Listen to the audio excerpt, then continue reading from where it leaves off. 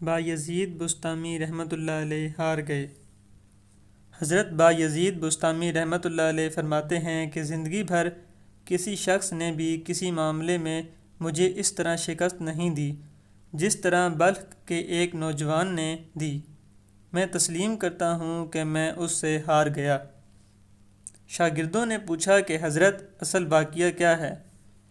فرمایا کہ ایک دفعہ بلخ کا ایک نوجوان حج کو جاتے ہوئے میرے پاس حاضر ہوا، جو انتہائی متوکل اور صابر نوجوان تھا۔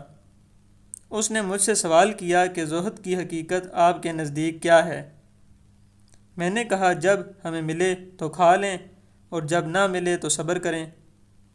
اس نے کہا ایسے تو ہمارے ہاں بلخ کے کتے بھی کرتے ہیں، جب ملے کھا لیتے ہیں اور جب نہ ملے تو صبر کر لیتے ہیں، یہ تو کوئی کمال کی بات نہیں ہے۔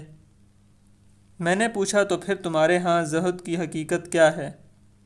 وہ کہنے لگا جب ہمیں نہ ملے تو پھر بھی حمد و شکر کریں اور جب ملے تو دوسروں پر احسار کر دیں، یہ ہے زہد کی حقیقت۔